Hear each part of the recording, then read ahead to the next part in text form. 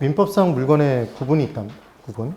그래서 토지가 있을 때 이 토지 위에 연결되는 내용들을 쭉 한번 볼 건데, 중요한 건 제가 예시를 많이 들겠지만 이 예시를 다 외울 필요는 없다라는 게 포인트였던 거죠. 볼까요? 건물이 있어요. 건물은 맞히셔야 돼요. 토지 위의 건물은 정착물인가요? 동산인가요? 정착물이죠. 정착된 물건인 거죠. 토지 위에 정착된 물건이에요. 건물만도 별도로 거래할 수 있다고 그랬죠? 그래서 얘는 뭐다? 독립정착물이었어요. 그런데 돌담 그리고 담장, 울타리가 있어요.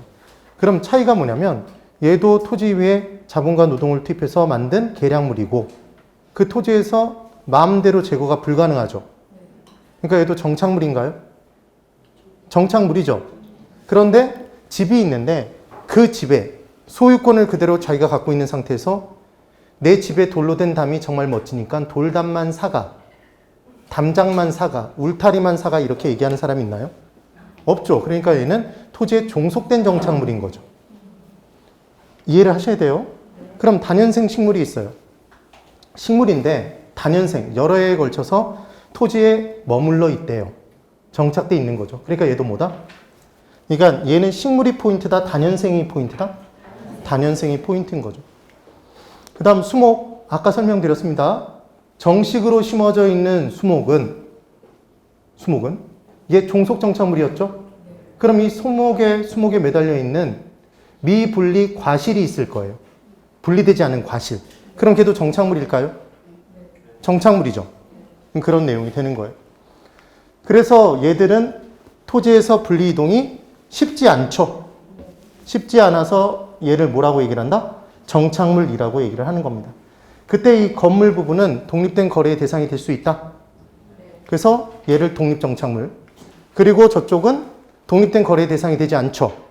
그래서 종속정착물이라고 표현하더라. 이런 내용이 뭔지만 알면 돼요.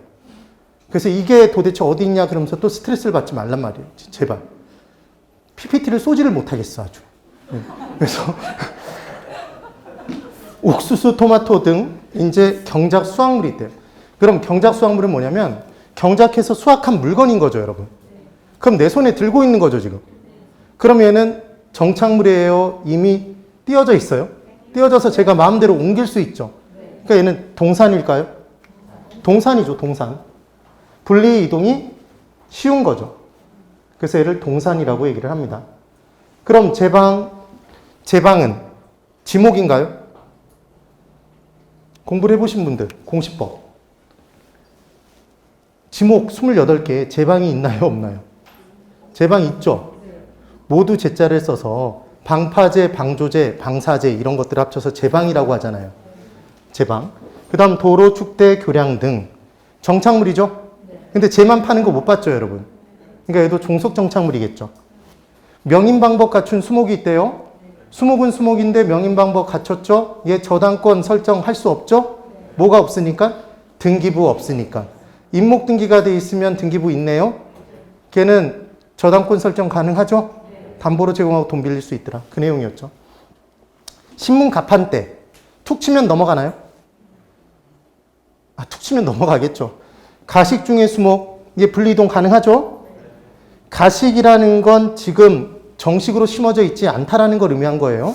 그 다음 공중전화 박스 조금 힘 주면 또 얘도 분리이동 가능하죠? 비닐하우스 판잣집 마찬가지. 그래서 각각의 내용들을 보면 제방도로 축대교량 종속정착물. 신문가판대 얘들은 뭐였고? 동산이었고. 얘는 지금 독립정착물인가요? 그래서 이때 딱 하나만 외워주면 되는데 독립정착물의 종류를 좀 기억할 필요가 있는 거죠. 그래서 이제 내용을 정리할 때 잠시만. 우리가 MM으로 외워본다 그러면 얘 독립정착물을 이렇게 정리를 한번 해봤었던 거죠, 전에. 독립, 건물, 명작 이렇게 얘기를 했었는데. 그래서 칠판 이쪽 보세요. 독립정착물은 립목인가요? 임목? 건물? 그 다음 명인방법 취향 수목? 농작물? 이렇게 기억을 해주면 끝나는 거죠. 이렇게 이 정도만 정리를 해보시면 돼요. 됐습니다. 네. 그래서 내용을 좀 이렇게 보고 다시 이제 건물과 관련된 내용의 정착물의 구분 기준이 나와요. 영미법상의 정착물의 구분 기준이라고도 얘기를 하는데 이게 뭐였냐면 이런 거였죠. 똑같이 가스레인지를 설치했는데 그 가스레인지를 임대인이 설치했느냐 임차인이 설치했느냐에 따라서 정착물이냐 아니냐를 구분하는 기준이 다르잖아요. 구분이 달라지죠. 네.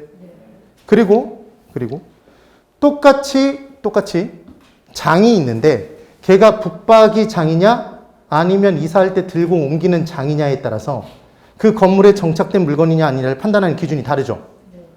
그런 내용들을 공부하는 게 지금 이 내용인 거죠. 그래서 칠판 그대로 보세요. 아파트가 있는데 그 아파트에 이중 창문이 있답니다. 생각해 보셔야 돼요. 떠올리시는 거예요. 그림 액자가 있대요. 수도꼭지가 있겠죠. 당연히 욕실에. 그리고 인터폰이 있답니다. 거실에. 이렇게 있는 거예요. 다 지금 건물에 설치되어 있나요? 부착되어 있나요? 건물에 부착되어 있어요. 그럼 이 중에 자유롭게 떼어낼 수 있는 것 한번 골라보세요. 그림 액자 자유롭게 떼어낼 수 있죠? 이 그림 액자를 떼어냈다고 해서 이 건물의 가치가 아파트의 가치가 떨어지지 않죠. 그랬더니 명작을 걸어놨으면 가치가 높잖아. 이런 얘기를 하시면 안 된다고. 됐죠, 여기까지? 네. 그럼 수도꼭지는 돌려서 뺄 수 있나요? 아, 수도꼭지를 돌려서 뺄 수 있죠. 그렇다고 해서 건물 자체가 망가지는 건 아니잖아요. 그렇죠? 근데 수도꼭지를 이렇게 떼어내버리면 이 욕실의 기능이 저하되나요? 건물의 가치가 떨어지죠. 그럼 얘는 정착된 물건으로 봐야 되겠죠. 그 구분 기준에 대해서 공부한다는 거죠. 그래서 첫 번째, 고정 여부와 효용 가치 여부를 둘을 같이 고려한대요. 그래서 이 건물의 부동산에 고정된 것이면 뭐로 보고? 정착물로 보고. 고정된 것이 아니면 정착물로 판단하지 않는다는 얘기예요. 그럼 고정된 것이었는지의 여부는 어떻게 판단하냐면 여러분 사랑이었는지 사랑이 아니었는지 알아보는 방법. 헤어져 보면 안 돼요. 헤어져서 찢어지게 아프면 사랑이었던 거예요. 근데 헤어졌는데 별 생각이 없어. 그럼 사랑이 아니었던 거예요. 그래서 실제로 얘를 분리시켜 보는 거죠. 아, 여기 얘들을 분리시켜 보는 거예요. 분리시켜 봤더니 훼손이 가해졌대요. 이 전체 건물에 훼손이 가해졌답니다. 그럼 훼손이 가해졌다는 얘기는 고정된 걸 억지로 떼어낸 거 아니에요. 그러니까 고정된 것이었구나. 얘를 뭐로 본다? 정착물로 본다는 얘기죠. 근데 훼손이 가해지지 않았어요, 이번에. 그러면 얘는 분리 가능한 것이었다는 얘기죠. 고정된 것이 아니었죠. 그러니까 뭘로 판단한다? 동산으로 판단하겠는데 걔를 떼어내 봤더니 효용 가치가 떨어졌대요. 얘의 쓸모가. 이 건물 전체의 쓸모가 떨어졌대요. 그럼 쓸모의 일부를 구성하고 있었잖아요. 전체 부동산 가치의 일부를. 이해가 되시죠? 그럼 이때는 뭐로 본다? 정착물로 본다는 얘기죠. 그럼 결국은 이 기준에 의해서 동산이 되기 위해서는 분리시켰을 때 훼손이 되지 않아야 되고 효용 가치도 떨어지지 않아야 이게 바로 동산인가요? 그것만 기억하면 된다는 얘기죠. 얘를 굳이 구분해 볼 필요는 없다는 얘기죠.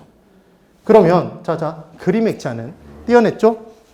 이 전체 건물에 훼손이 가해지나요? 가해지지 않죠. 얘 효용가치 떨어지지 않죠. 그러니까 얘는 뭐다? 동산. 지금 그 얘기인 거죠. 그래서 뭐만 판단하면 되냐면 우리는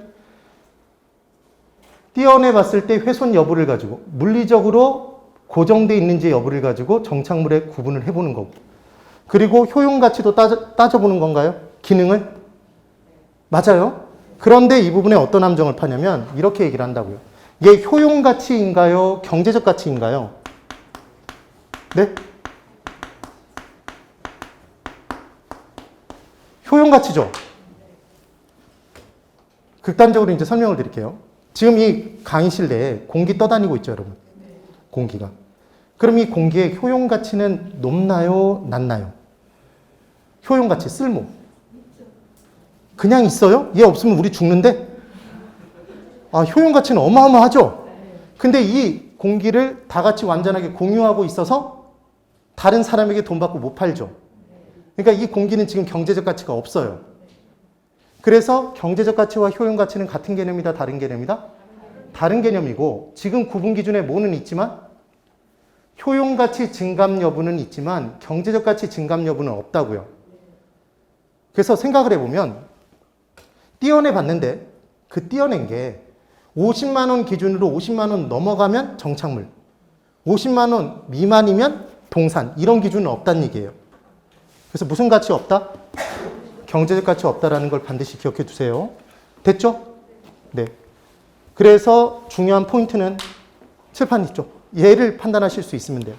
훼손 없이 분리 가능한 물건은, 훼손 없이 분리가 가능한 물건은 모두 동산이다. O다 X다? 여기서 했잖아요. 여기서 여러분. 훼손 없이 분리 가능한 애들은 모두 동산이다. OX? X.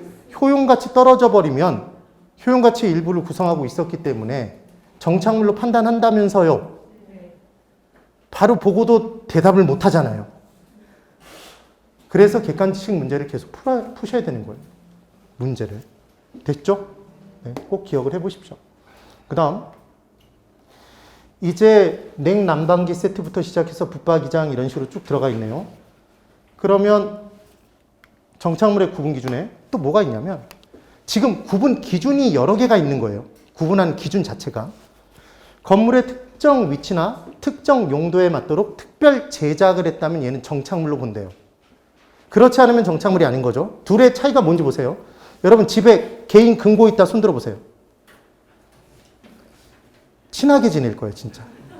개인 금고가 있으면 일단 돈이 있다는 얘기잖아요. 뭔가를 보관할 뭔가가 있는 거야. 그래서 개인 금고가 있다 그러면 이렇게 들고 옮길 수 있나요? 힘이 좀 많이 세면 여러 명이 들면 들고 옮길 수 있잖아요. 그럼 집에 그걸 특정 위치에 특별히 제작한 건 아니죠. 그러니까 그 개인 금고는 정착물이에요? 정착물이 아니에요? 정착물이 아니에요.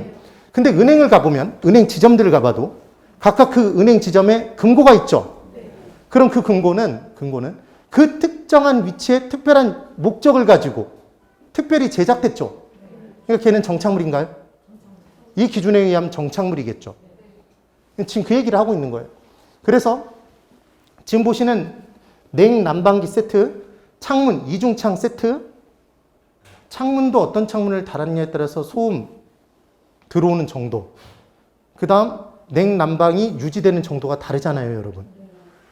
그렇죠? 그 다음 은행 건물, 금고, 빌트인, 식기세척기, 그리고 붙박이장. 얘들은 특정한 위치에 특정한 용도를 가지고 목적을 가지고 특별 제작됐죠, 다. 그러니까 얘들은 다 뭐다? 정착물인 거예요. 그런데 이제 그냥 장롱. 그러니까 기준은 뭐냐면 이사할 때 들고 옮기는 건 다 동산이라고 보시면 돼요. 아파트에 거주하면서 붙박이장이 있는데 이사를 가면서 붙박이장을 띄어갖고 가요. 신고 들어와. 네. 그리고 그 차이라고 지금. 그 다음 책상, 의자, 금고 등 이렇게 나온 거죠. 얘들은 다 정착물이 아니겠죠. 되셨어요? 그 다음 시험 문제에 나오는 건 얘가 잘 나오죠. 당사자 관계. 누가 설치했는지를 따져보는 거예요. 계약관계에 의해서. 그래서 임대차 계약 기간 중에 가스레인지 필요한가요? 생활을 원활하게 하기 위해서. 그 다음 진열대, 선반 등은 상업활동을 한다면 매장용 부동산의 경우엔 진열대, 선반 등을 설치할 필요가 있겠죠. 그렇답니다. 그때 임대인이 설치하는 경우가 있고 임차인이 설치하는 경우가 있대요. 간단해요. 임대인이 설치했어요. 임대차 계약 기간 중에 빌려주면서 가스레인지를 임대인이 설치해 줬습니다. 임차인이 방 빼서 나갈 때 그 가스레인지를 들고 나가면 신고 들어오죠. 오늘 여러 번 신고하네요. 그래서 걔는 들고 못 옮기잖아. 정착물이다, 정착물이 아니다? 정착물로 본다는 얘기죠. 그 건물에 정착된 물건으로 보는 거예요. 그러니까 띄어갖고 가면 안 된다는 얘기죠. 그런데 임대차 계약 기간 중에 임차인이 설치했어요. 가스레인지를. 그럼 임대차 계약 기간이 끝나면 띄어갖고 갈까요? 띄어갖고 가겠죠. 그러니까 걔는 동산으로 판단하겠죠. 개념이 그렇게 됩니다. 그래서 설치자가 임대인이면 떼어갖고 못 가죠? 정착물로 보고. 임차인이면 떼어갖고 가는 거죠? 그러니까 정착물로 본다, 동산으로 본다? 동산으로 본다는 얘기입니다. 그래서 임차인이 설치한 물건은 이쪽 임대차 계약 기간이 종료되면, 그러니까 이 전체 문장에서 제일 중요한 단어는 뭐죠? 임차인이 설치한 물건이죠. 그럼 떼어갖고 간다? 그걸 기억하시면 된다는 얘기입니다. 그러니까 얘는 동산 그렇게 기억해 주시면 끝난다는 얘기죠. 그런데 잠깐만, 이 부분에서 함정이 나오면 뭐가 조금 헷갈리냐면, 용어가 이런 용어가 있어요. 가사정착물, 거래정착물, 농업정착물 이런 식으로 표현을 합니다. 그럼 이 부분을 보시면 여기에 뭐가 보이죠, 여러분? 가사정착물이라고 보이죠? 근데 이 가사정착물은 그냥 용어예요. 얘가 곧 정착물이다라는 개념이 아닙니다. 이게 달라요. 그래서 우리는 가사정착물을 임대인이 설치했으면 떼어갖고 못 가니까 뭐고? 정착물로 보고, 가사정착물을 임차인이 설치했으면 떼어갖고 가니까 동산으로 본다. 지금 그 얘기인 거예요. 되셨죠? 그 내용을 주의를 해 두셔야 된다고. 그 다음, 이제 다음 내용. 준부동산의 개념을 볼게요. 우리 개론에서 공부할 때 준이란 단어가 나오면 얘는 다 준한다인가요? 무엇에 준한다? 그럼 원래는 그것이다, 그것이 아니다? 그것이 아닌데 그것과 똑같이 보기로 한 건가요? 그게 무엇에 준한다는 표현이잖아요. 그럼 부동산을 정의해 놨어요. 근데 부동산의 공시 방법이 뭐죠, 여러분? 공개적으로 소유권자를 알리는 방법은 등기죠. 그래서 부동산과 똑같이 소유권자를 알리는 방법이 등기, 등록 등의 절차를 거쳐서 소유권을 공시하면 부동산과 똑같이 본다? 근데 그렇게 하는 것들은 경제적 가치가 큰 것들이다, 작은 것이다? 큰 것들이더라. 그래서 자동차는 움직이는 재산 동산이지만 그 자동차의 소유권자가 등기 등록돼 있나요? 자동차 등록 원부 등에 등록이 돼 있는 거죠. 자동차 관련 법률에 의하여, 민법에 의하여, 자동차 관련 법률에 의해서 자동차 관련 등기 등록과 관련된 법률에 의한 거겠죠. 그 내용이 되는 겁니다. 그러면 칠판 그대로. 준부동산은 민법상 부동산은 아닌 거예요. 그럼 응용. 준주택이라고 나오죠. 준주택. 그러면 준주택은 기본적으로는 주택인가요? 주택이 아닌가요? 주택이 아닌데 분양 목적으로 해서 좀 더 많이 지을 수 있도록 장려하기 위해서 주택과 똑같이 본다? 그게 준주택이죠. 다시, 지대는 토지 사용에 대한 대가죠. 그럼 기계장비를 사용했다고 해서 지대를 지불하는 건 아니죠. 그런데 공장에서 무언가를 생산할 때 토지도 고정비용으로 쓰이지만 기계 장비도 고정된 생산 요소인 거죠. 그래서 그것에 대해서 대가를 주면 단기적으로는 기계 장비는 사용이 가능한가요? 새로운 기계 장비를 구입해서 생산하면 초과 이윤을 발생시켜 주니까 더 얹어주죠. 그러니까 걔도 토지와 비슷한 성격, 그래서 지대라고 얘기하고 싶은데 토지가 아니니까 뭐라고 얘기하는 거다? 준지대. 이런 표정이 나오면 안 된다. 그래서 그게 우리가 준마이 이렇게 기억했던 내용인 거죠. 사케 중에 유명한 사케가 뭐가 있다? 준마이. 그래서 누가 만들었다? 마샬. 마샬의 준지대. 예, 알고 있죠. 그래서 이 내용으로. 그래서 준이라는 개념이 언제 쓰이는지를 아셔야 된다는 얘기예요. 제가 지금 설명드리는 건. 그게 다 개론에서 연결이 되니까. 그래서 준부동산은 제일 중요한 건 민법상 부동산은 아니라는 겁니다. 그럼 준부동산을 보기로 약속을 하는 건 무슨 법이 나오면 걔는 민법은 아니라는 거죠. 그게 포인트예요. 그래서 다른 법률에서 부동산과 같이 등기 등록의 공시 방법을 갖춘 것을 말하더라. 그래서 부동산에 준하여 취급되는 물건들이더라. 이 물건들의 공통점이 있었어요. 경제적 가치가 보통 크죠. 그 물건들을 담보로 제공하고 돈을 빌릴 수도 있죠. 그래서 무슨 저당 규정에 의해서 등기 등록된 걸 준부동산이라고 한다 이런 표현을 쓸 수도 있다고요. 그래야요. 부동산으로 의제한다 그래서 얘를 의제부동산이라고도 하더라. 됐습니다. 이게 준부동산이에요. 예를 들어 자동차, 건설기계, 중장비를 얘기하죠. 이거 미싱 아닙니다, 여러분. 기계장비라고 그래서 뭐 미싱, 뭐 이런 것들을 생각하시면 안 되고, 얘는 뭐다? 중장비, 타워크레인, 포크레인, 이런 것들 얘기해요. 비싸죠, 여러분? 네. 소유권자를 별도로 등기 등록하겠죠. 선박도 통통배, 기본적으로 아니고, 몇 톤 이상? 20톤 이상의 선박이래요. 그 다음 항공기. 항공기는 날아다니기만 하면 그냥 다 대상이 되는 거죠. 비쌀 테니까.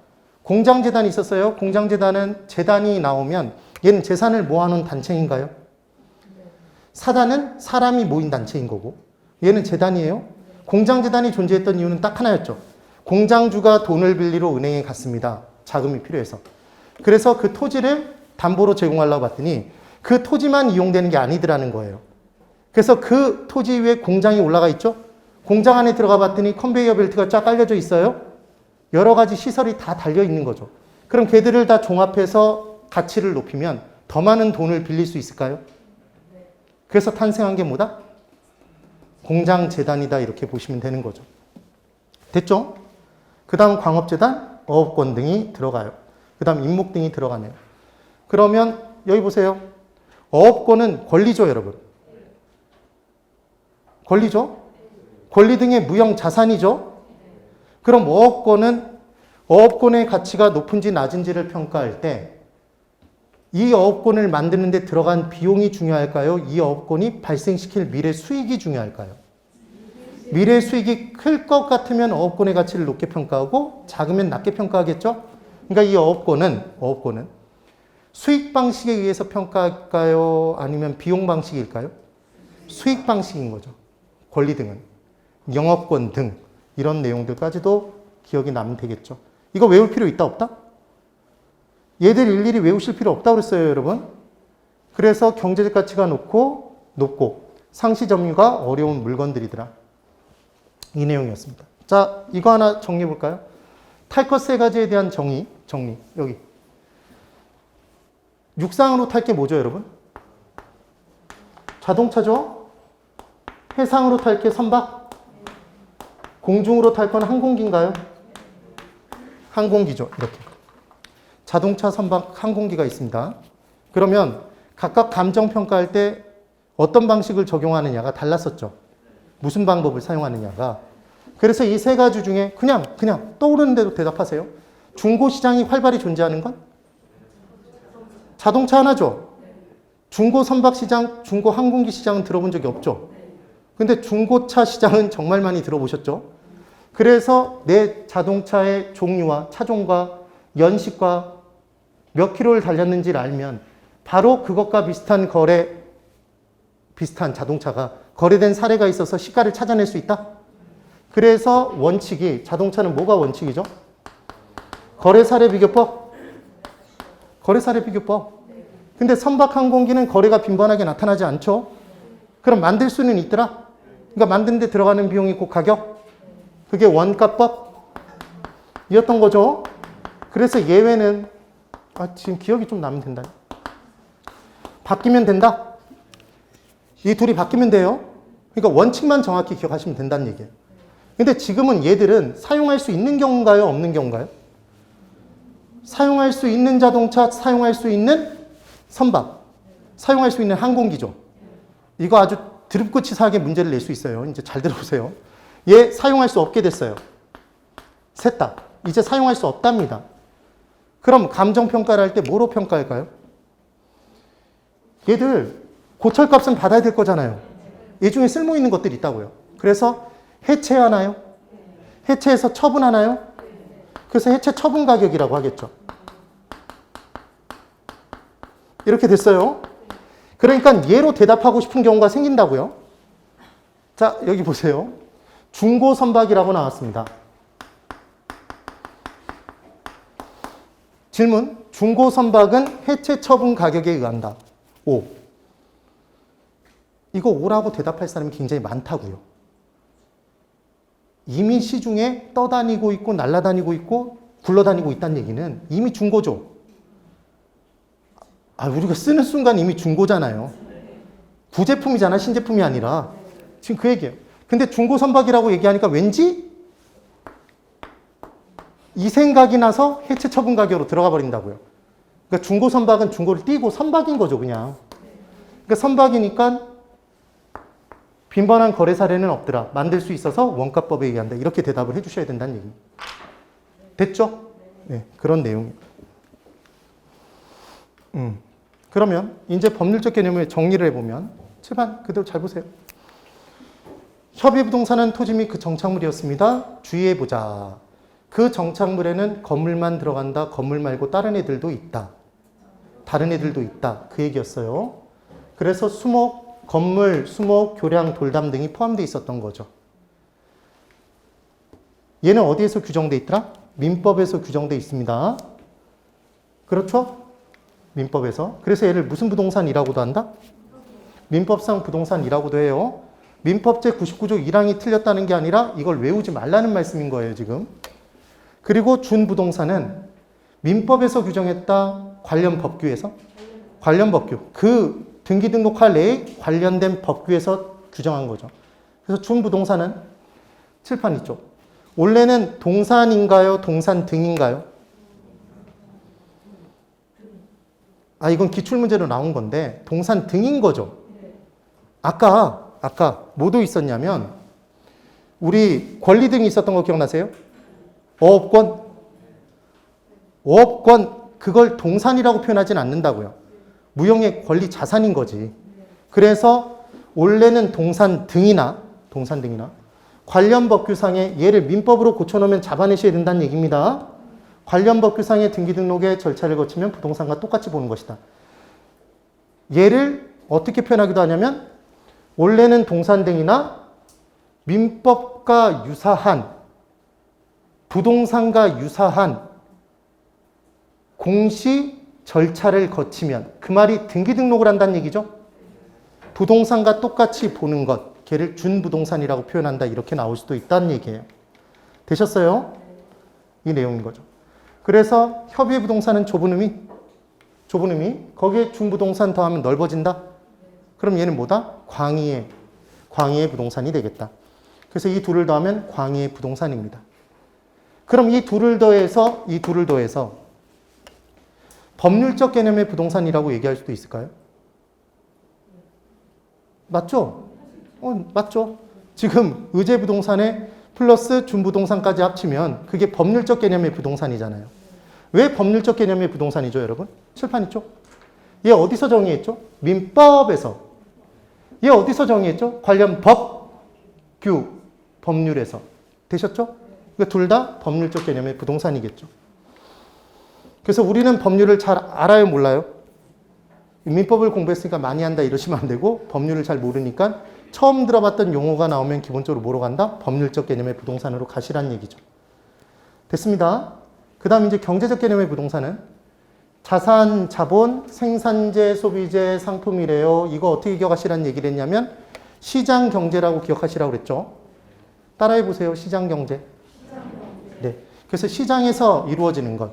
경제 활동은 다 경제적 개념과 관련이 있다고 기억하시면 됩니다.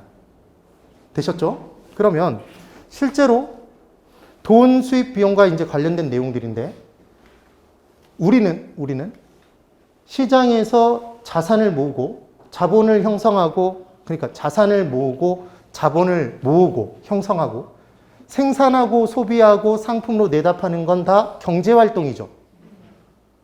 우리가 하는 경제활동이잖아요. 돈을 벌기 위해서 하는 활동들.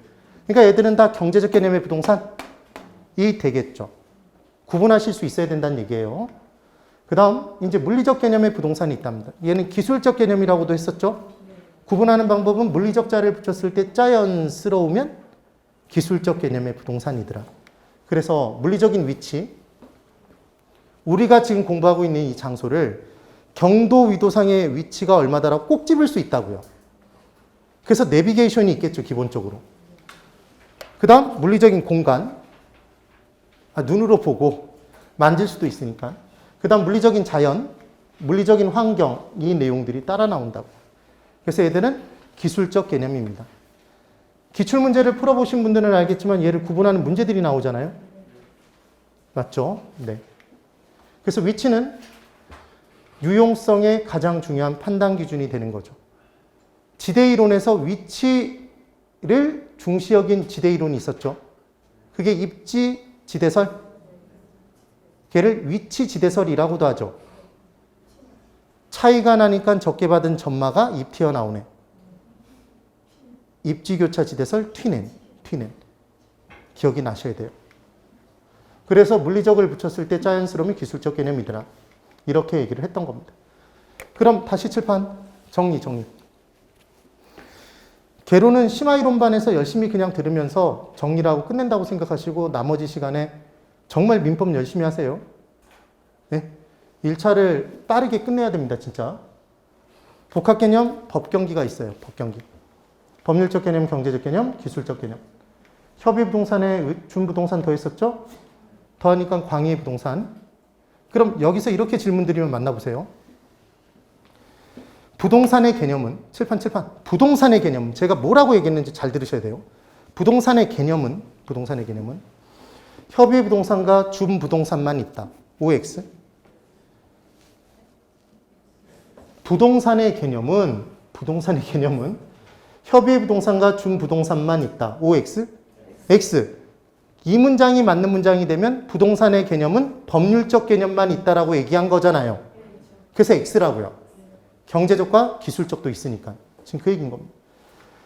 그래서 시장에서 나타나는 것들, 자산자본, 생산재, 소비재 이렇게 나와요. 자, 따라와 보세요. 자, 잘 보셔야 돼요. 자산을 형성하고 자본 모으고 생산하고 소비하고 상품 내다 파는 것 다 경제활동? 너무 쉽잖아요. 얘에 초점을 맞춰놓고 공부하면 쉽다고요. 그 다음 기술적 개념은 물리적자 붙이면 돼요. 위치, 공간, 자연, 환경. 이것도 위공자, 환 이런 식으로 외우지 마세요. 이건 그럴 만한 가치가 없어요. 법률적, 경제적은 보이나요? 보인다고 또 대답하네요. 안 보여서 무형이라고 그랬죠, 아까. 그 다음 기술적은 보여요, 안 보여요? 보이죠? 그래서 얘는 유형이었습니다. 원래 그런 거예요. 이렇게 자꾸 오답을 얘기하다가 그 쪽팔림의 순간을 기억해서 실제 시험에서 맞히는 거죠. 이게 쪽팔림의 미학이죠. 그래서 하루에 한 12번만 만약에 쪽팔릴 수 있다면 우리 12문제를 맞히는 거죠. 그래서 이제 그 내용까지 왔고 복합 3인방이 있대요. 복합 3인방은 복합자가 들어간 3가지였죠, 여러분. 근데 이 부분에 문제를 내면 섞어내죠. 섞어내요. 그래서 복합 개념의 부동산은 칠판 뭐가 둘 이상이죠, 여러분? 개념이 둘 이상이죠. 그래서 하나의 부동산을 놓고 법경기 측면에서 따져보면 얘가 바로 복합 개념의 부동산이더라. 그럼 복합 부동산은 뭐가 둘 이상이죠? 부동산이 둘 이상인 거죠. 그래서 둘 이상의 독립된 부동산이 상호 불가분의 관계로 거래 또는 이용이 될 때 얘를 뭐라고 한다?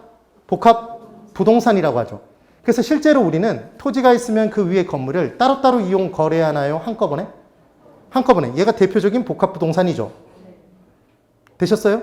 근데 건물이 있는데 그 건물 옆에 창고 건물이 한꺼번에 이용 거래가 된다면 걔도 뭐다? 복합 부동산이죠.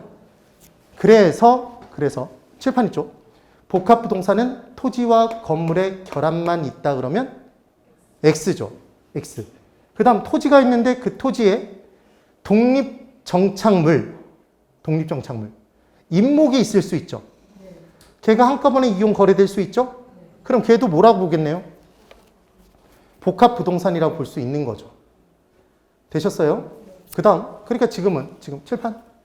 얘들은 다 바로 뒤에 있는 게 둘 이상인가요? 복합 바로 뒤에 붙어 있는 게 둘 이상인 거잖아요. 그러면 복합 건물은 건물이 둘 이상이다? 하나의 건물의 용도가 둘 이상으로 이용되고 있는 거죠. 그래서 사실은 여기에 생략된 단어가 있더라. 복합 용도의 건물인 거죠. 복합 용도 건물. 그래서 하나의 건물의 용도가 둘 이상인 것. 주상 복합 건물이 대표 주장. 이렇게 정리해 두시면 됩니다. 그럼 여기를 잘 보세요. 하나의 복합 건물을 놓고 이 복합 건물의 소유권자가 누군지, 경제적 가치가 얼마인지, 기술적으로 어떻게 지어졌는지 판단할 수 있나요? 잠깐만.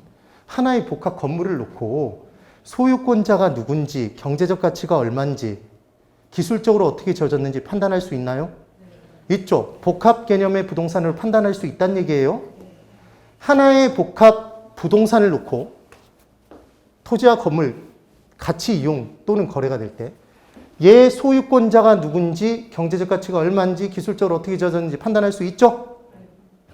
예. 그래서 이 세 가지 중에 가장 폭넓은 개념은 뭐다? 복합 개념의 부동산이 되는 거죠. 다른 것들을 다 복합 개념으로 판단해 볼 수 있잖아요, 지금. 그런 내용이 되는 겁니다. 그러니까 이걸 단순히 읽어갖고 들어서는 문제를 못 푼다고요. 되신 거예요? 그래서 가장 폭넓은 것은 지금 뭐라고 했다? 복합 개념의 부동산이라고 얘기를 했죠. 그래서 문제를 보면 이런 문제를 받아들자마자 바로 풀 수 있어야 된다는 얘기를 했던 거예요. 부동산의 개념에 관한 설명으로 틀린 것을 골라보십시오. 이렇게 나온 것. 그러면 이 문장을 딱 보자마자 1번부터 풀죠. 1번 복합 개념의 부동산이라고 나왔으니까 법경기가 나오겠죠. 복합 개념을 이해하는 건 맞네요. 2번 민법상 부동산. 예, 토지 및 그 정착물 맞죠? 이거 토지와 건물이다 그러면 X였죠. 그 다음 3번 기술적 개념의 부동산 이렇게 나오면 열거가 돼 있다 그러면 그 열거된 애들 중에 섞어놨을 가능성을 꼭 염두에 둬야 돼요. 봤더니 기술적 개념의 부동산에 생산 요소가 나왔네요. 아까 생산하고 소비하고 자산 모으고 하는 건 다 경제활동이었죠. 경제적 개념이죠. 그래서 공간과 자연만 기술적 개념이어서 얘는 X죠. 맞아요? 그럼 이미 3번에서 끝난 거예요. 실제 문제를 풀 때는 여기까지만 읽고 끝내야죠. 4번, 5번을 읽으면 시간이 이제 소요가 되니까. 허비가 되니까.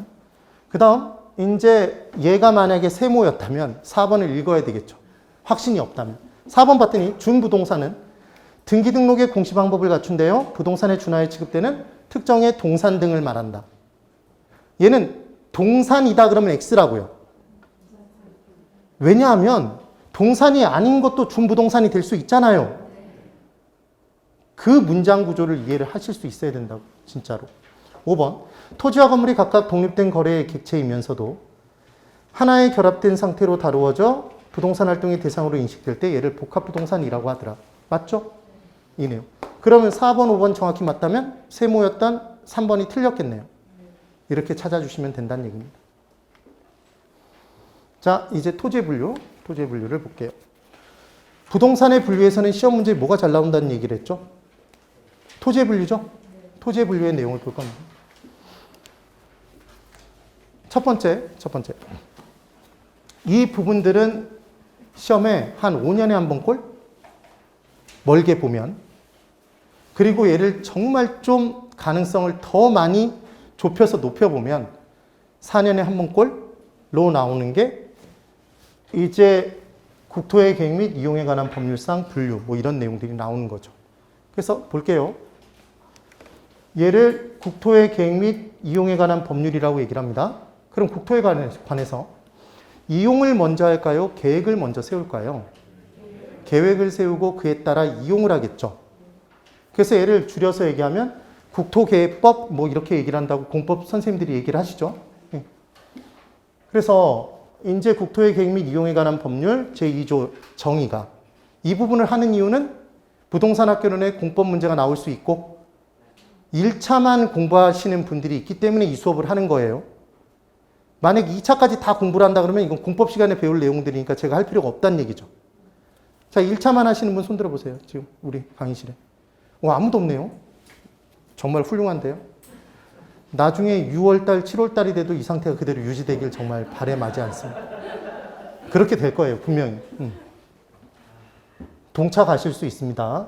우리의 소원은 동차 합격이죠. 네. 그래서 1번. 용도 지역에 대해서 이제 설명이 나왔죠. 용도 지역. 용도지역은 토지 이용 및 건축물의 용도. 그러니까 용도지역을 크게 도관농자로 나눴죠, 여러분? 도시지역. 관리지역.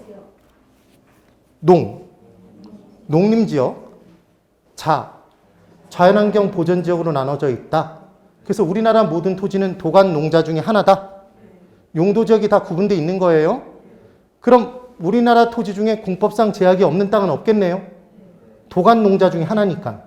근데 그 도관농자는 중복 적용이 안 된다고 그랬죠? 중복 지정이 안 돼요. 그래서 그 도관농자 어디에 속하냐에 따라 토지 이용의 종류가 다 다르죠. 지을 수 있는 건축물의 용도가 다르죠.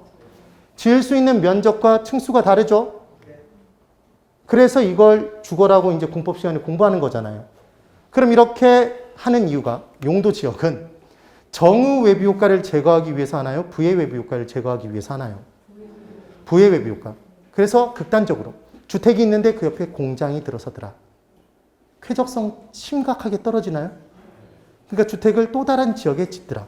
공장이 또 따라 들어온다. 이게 주공이죠. 그럼 이런 일이 계속 반복돼 버리면 이 좁은 땅덩어리의 이용의 효율성이 심각하게 떨어져서 나만 하는 땅이 없더라. 그래서 부의 외부 효과를 제거시켜주기 위해 이 지역은 주거 전용 지역, 상업 지역, 공업 지역, 이 지역은 자연환경 보전 지역 이렇게 묶어버리나요? 그러니까 지역지구제의 목적은 정의 외부 효과 제거에 있다 그러면 X라고요. 무슨 외부 효과 제거? 부의 외부 효과를 제거함에 따라 이용의 효율성을 높이고자 하는 거다. 지금 그 얘기인 거죠. 그리고 어떤 한 개인의 이익만 늘려주는 거다. 공공복리를 증진시킨다. 공공의 이익을 증진시키기 위해 제일 중요한 포인트는 서로 중복되지 않게. 그래서 시험 문제에서 자연환경 보전 지역이란 도시 지역 중에서 무엇이다 그러면 X네요.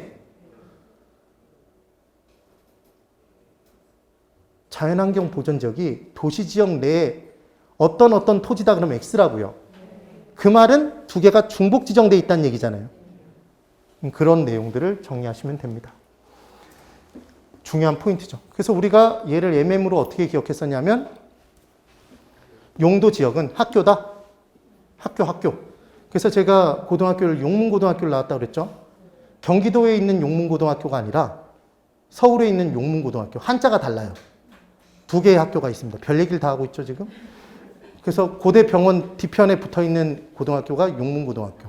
거기서 제일 유명한 분이 누구라고 그랬죠? 예, 유재석 선배. 그분이 제일 유명하죠. 두 번째로 유명한 사람은 한석규 선배. 다 저를 모르는 분들이죠. 예. 그 다음 이제 또 유명한 분은 김상준 선배. 그리고 제가 군대 생활할 때 거의 고참한테 맞아 죽을 뻔했던 게 황선홍 선배님 때문에. 황선홍. 용문고등학교에 축구부가 있어요. 근데 그 당시에 이제 축구 경기가 있으면 항상 위로 많이 차 올리셨죠.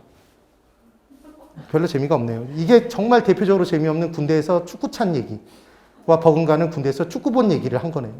그래서 중요한 건 제가 용문고등학교를 다니면서 경기고등학교, 서울고등학교를 같이 다닐 수 있나요? 없죠. 그러니까 학교는 중복해서 다닐 수가 없어요. 근데 학원, 용도 지구는 중복해서 다닐 수 있더라. 그게 중요한 포인트죠. 근데 학교는 다 다니고 있죠. 학교를 어딘가는 다니고 있는데 그 학교 다니는 애들 중에 학원을 안 나가는 애도 있죠. 그러니까 용도 지구가 지정돼 있지 않은 땅도 있는 거죠. 용도 지역 중에. 되셨어요? 그러니까 용도 지역이 있을 때 용도 지구가 그 위에 쌓여져서 중첩될 수는 있더라. 용도 지구가. 맞죠? 그런 내용을 기억하시면 되죠. 그래서 용도 지역은 도관 농자로 쪼개놨었죠. 근데 이 부분에서 한 가지 확인할 내용이 있기 때문에 이걸 적어드린 거예요. 자, 보세요. 도시 지역은 이제 주거도시, 상업도시, 공업도시가 있죠. 근데 도시에 만약에 녹지가 없다면 삭막해 죽죠. 그러니까 얘는 주상공록이겠죠. 따라해보세요. 주상공록. 예, 주상공록이에요. 그래 놓고 주거지역은 중요하니까 이 주거지역을 다른 데도 마찬가지긴 한데 전용 주거지역, 일반 주거지역, 준주거지역 이렇게 얘기를 한대요. 그럼 여기서도 준자가 나왔나요, 여러분? 그럼 준자가 나오면 얘는 그냥 주거지역으로만 이용하는 건가요? 주거지역에 준하는 거죠, 여러분. 그러니까 뭔가 섞여 있다는 거예요, 기본이. 준이란 개념이 뭔지를 이해하시면 돼요.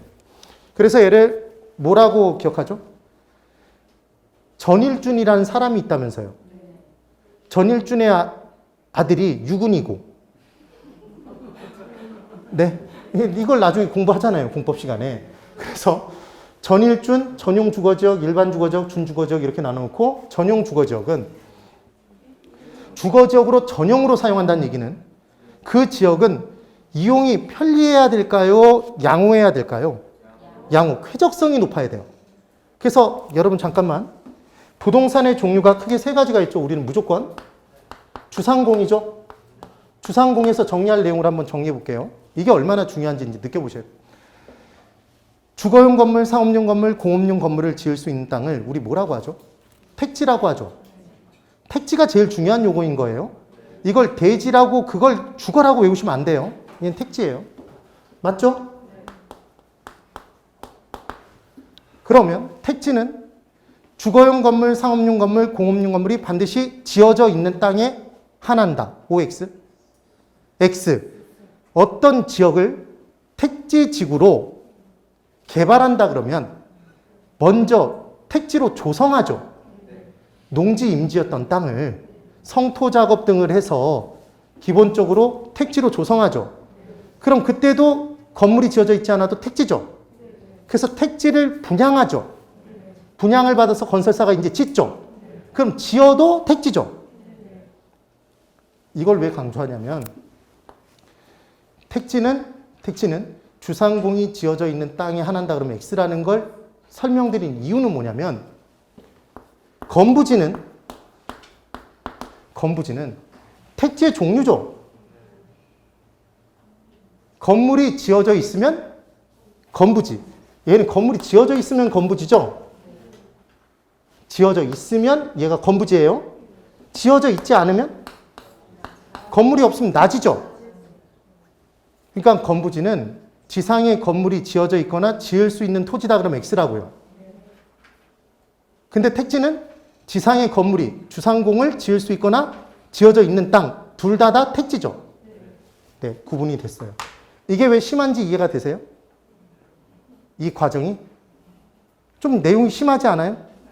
네, 심화 이론이에요. 그래서 그러면 하지 말 걸 그랬나 봅니다. 그 전용 주거지역은 이제 1종, 2종 뭐 이렇게 나눈다고 얘기를 하는데 잠깐만 여기 나눠진 내용에서 이걸 보려고 했던 거죠. 주택에서 우리가 추구하는 유용성은 쾌적성과 편리성인가요, 여러분? 입지이론에서 공부했던 내용. 쾌적성과 편리성. 그 다음 상업용 부동산에서 우리가 추구하는 건 수익성의 추구인가요? 매출도 많아야 되죠? 그 다음 공장에서 우리가 추구하는 건 생산성이 높아야 되죠? 비용은 절감돼야 되겠죠? 이렇게 얘기를 합니다. 그럼 감정평가사에게 감정평가를 의뢰하면 감정평가사는 평가 의뢰된 부동산이 주택이라면 그 주택의 경우에는 해당 주택, 대상 주택이 쾌적성이 높은 지역에 있다면 가치를 높게 평가할까요? 맞죠? 그래서 그 주택 옆에 공원이 설치되어 있으면 가치를 높게 평가하겠죠? 공원이 없는 곳보다? 그 다음 생활의 편리성이 높다면 주택의 가치를 높게 평가하겠죠? 그래서 지하철이 옆에 있다면, 접근되어 있다면, 그때도 지하철이 1분 거리라면 가치를 더 높게 평가하겠죠? 이런 내용들이 따라 나오겠죠. 되신 거예요? 그러니까 개론에서는 분명히 주택은 편리성과 쾌적성이네요. 근데 이 쾌적성을 공법에서는 양호성이라고 한다고요. 네. 그래서 주택에 유용성, 쾌적성과 편리성 중에 어떤 걸 더 강조하느냐에 따라서 전용과 일반이 나눠진다는 게 포인트인 거예요. 이게 시험 문제로 나왔었고 또 나올 수 있어요. 그리하여 이제 1종과 2종의 전용 주거지역이라고 얘기하는데 1과 2 중에 뭐가 더 높아요, 여러분? 뭐가 숫자가 더 커요? 2가 더 크죠? 1은 단독이죠. 하나잖아, 하나. 1은. 근데 2는 두 개죠. 그러니까 얘는 공동주택이겠죠. 이걸 바꿔놓으면 잡아내셔야 돼요. 너무 쉽죠? 그리고 일반 주거지역은 1종, 2종, 3종이랍니다. 일반은 1, 2, 3종이래요. 그러면 1, 2, 3 중에 높은 건 3이 제일 높죠? 1이 제일 낮죠? 저층은 뭘까요? 1종은 저층이겠죠. 2종은 중층이죠. 3층은 지금 3종은 중층과 고층으로 이루어져 있겠네요. 아, 그렇겠죠. 지금 그 얘기인 거예요. 정리를 꼭 해보시면 돼요. 그 다음 관리지역은 보생계 뭐 이렇게 외우죠, 나중에. 보전관리, 생산관리, 계획관리 뭐 이런 식으로 나눈답니다. 뭐는 절대로 사지 말라고 그러죠. 뭐는 개발될 가능성이 없다고? 보전관리 지역은 개발될 가능성이 없으니까 사지 말라고 공법 선생님이 그렇게 얘기를 하시죠. 예. 그래서 우리는 도관농자로 기억을 합니다. 그때 전용 주거지역은 양호성인가요? 그리고 일반 주거지역은 편리성이죠. 편리성이었어요. 그래서 외울 때 일을 편리하게 한다. 이렇게 기억하는 거죠. 그 다음 얘는 용을 약간 뒤집으면 양인가요? 용의 양이 보이잖아요. 예, 이렇게 기억하면 끝나겠죠. 잡아내시면 된다는 얘기입니다. 어렵지 않아요? 또 분위기가 약간 이상하네요. 괜찮아요.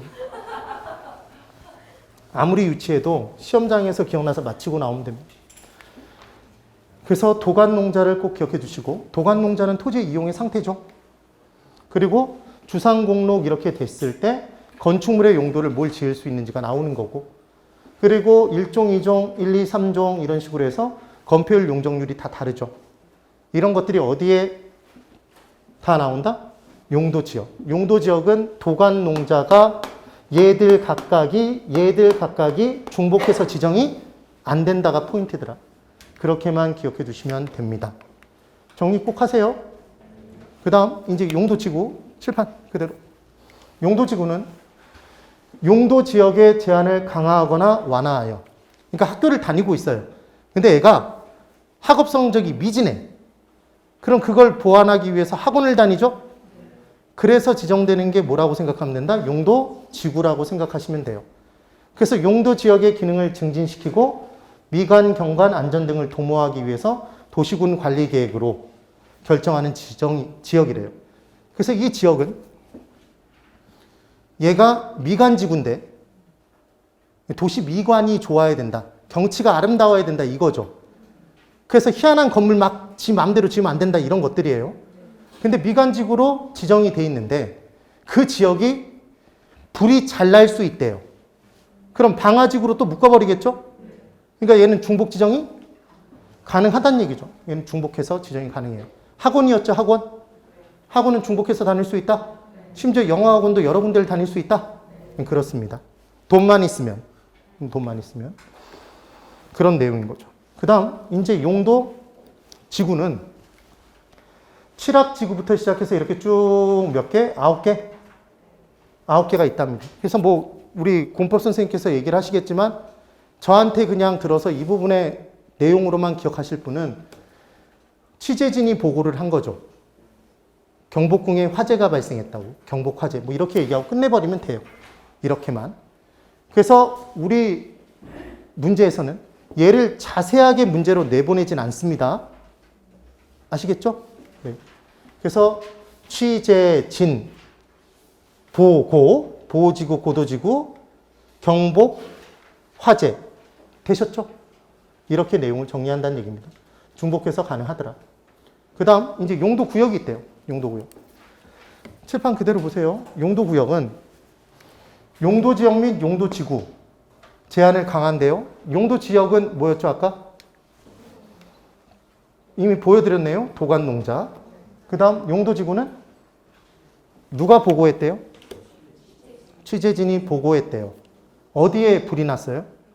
경복궁에 화재가 났다. 뭐 이렇게.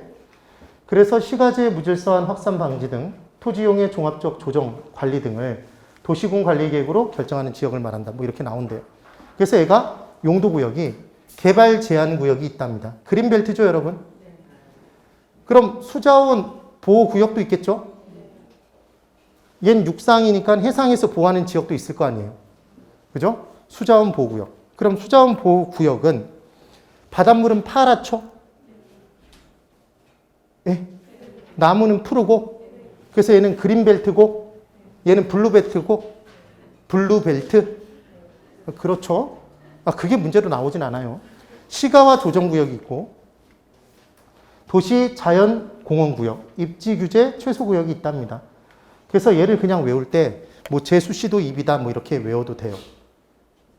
제사를 치르는데 제수시는 계속 일만 하는 거야. 명절에. 그래서 제수시도 와서 한 입 먹어요 이렇게 얘기를 하는 거죠. 아주 가족 내 친목이 도모되겠죠. 따라해 보세요. 제수시도 입. 예. 그렇게 안 외워도 아무 상관이 없어요. 공법 시간에 공부하시는 분들은 공법 선생님이 가르쳐 주신 대로 해요. 제가 얘기한 내용으로 따라오지 말고. 그래서 제수, 시도, 입. 됐죠? 예. 그렇게 기억하시면 됩니다. 그래서 용도, 구역도 기본적으로는 중복이 된다고 보는 거죠. 그래서 중복 적용이 안 되는 건 학교만, 뭐만? 용도, 지역만. 그렇게 기억을 해두시면 돼요. 되셨나요? 그 다음 이제 공간정보의 구축 및 관리에 관한 법률상 분류. 그래서 원래는 이게 이름이 길잖아요, 여러분. 네. 그럼 공간정보를 왜 공간정보라는 표현을 쓰냐면 원래 토지와 관련된 정보를 여러분 구축을 했다고 볼게요. 예전에 지적법이라고 그냥 얘기를 했죠. 그런데 아까 말씀드린 것처럼 토지 소유권의 범위가 지표에만 인정이 되나요? 공중, 지표, 지하로 인정되나요?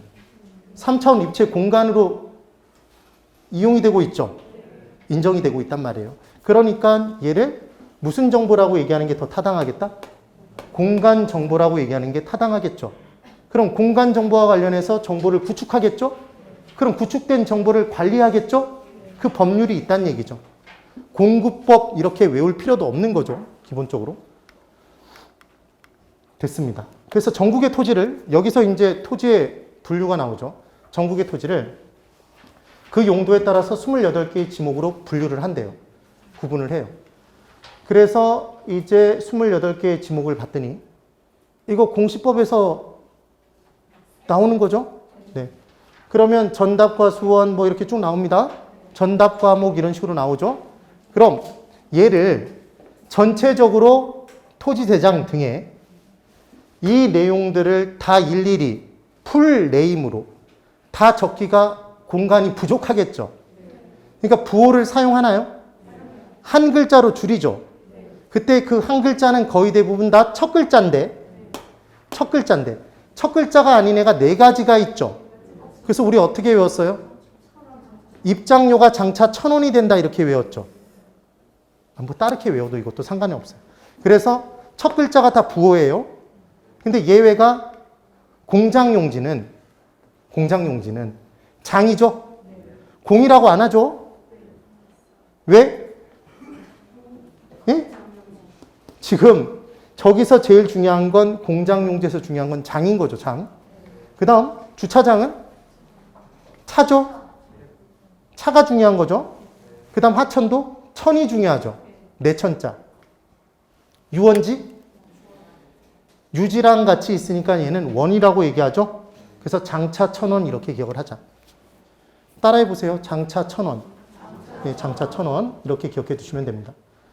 그래서 장차 앞으로 입장료가 1,000원이 될 것이다 이렇게 기억하면 되고 전답 과목 뭐 이렇게 이런 식으로 쭉 나온다는 얘기죠 지금. 그래서 이제 이 부분에서 중요한 포인트들만 잡아보면 전하고 답의 구분을 한번 해볼게요. 얘 농사 짓는 거죠 여러분. 농지에 크게 3가지 전답 과수원이 있었습니다.